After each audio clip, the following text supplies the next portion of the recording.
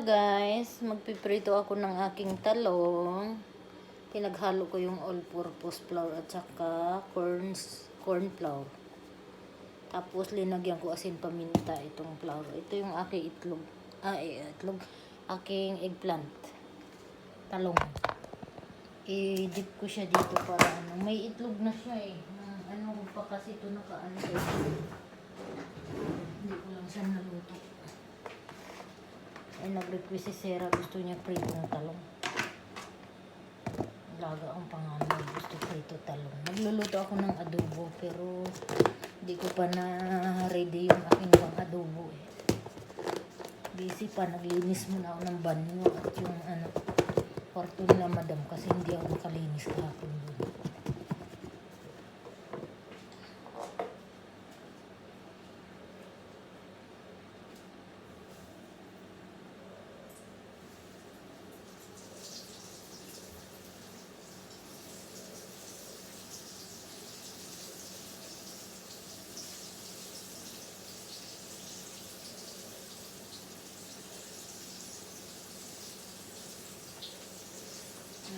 Bago ko kasi ano yung manok ko,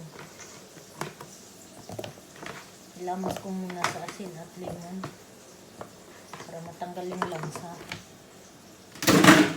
Kaya ang dami pang kailangan i-ready. Mamayang hapon iluto ko tong aking spinach na may itlog. Igisa ko lang siya. Gusto ko kasi gulay at manok kasi nangangati ako. Ano ba yan? Natatapon yung aking flour. Tsaka mas gusto ko talaga gulay. Bawal na rin sa akin ang mga red meat. Kaya medyo iwas na rin sa mga karne-karne.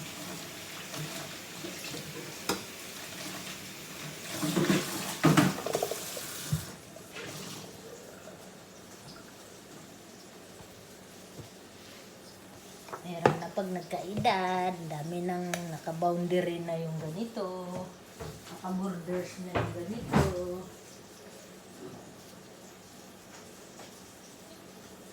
Ang dami nang pinagbabawal pagkain.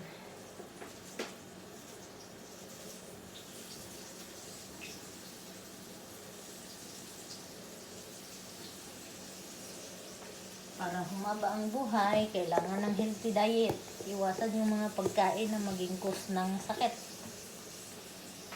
At gusto kong umabot ng 90 years old edad ko. Gusto kong humaba buhay ko.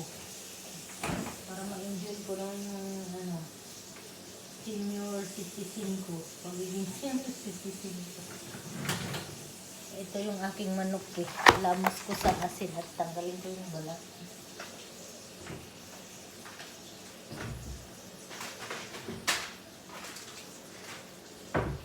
Para mag-enjoy muna ako sa aking I want to have a meaningful and comfortable retirement life. Tatanda lang ko ng balat yung aking manok. Kailangan ng siso. Saan ba yung gunting dito? Hindi mo makita yung mga gunting.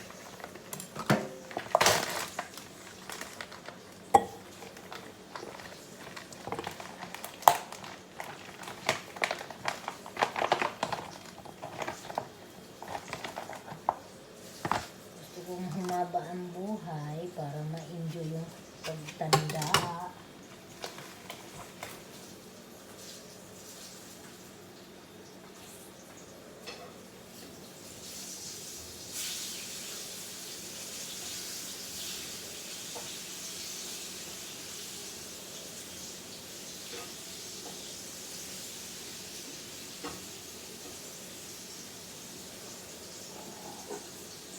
Naglaga ako ng itlog na ilagay ko sa aking adobo kasi itong alaga kong bunso gusto egg adobo.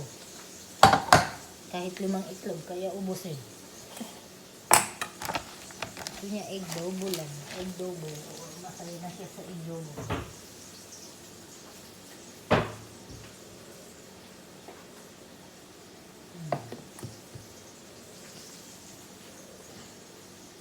tatanggalan ko to ng ano, balat yung manok kasi ito kasi yung nangangati.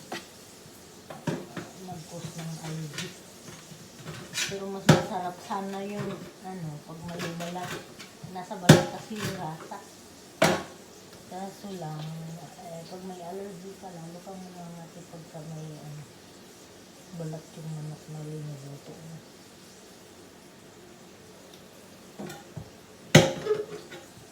Lamas ko muna sa asin ko. Siyempre may bawang sibuyas. Patatas.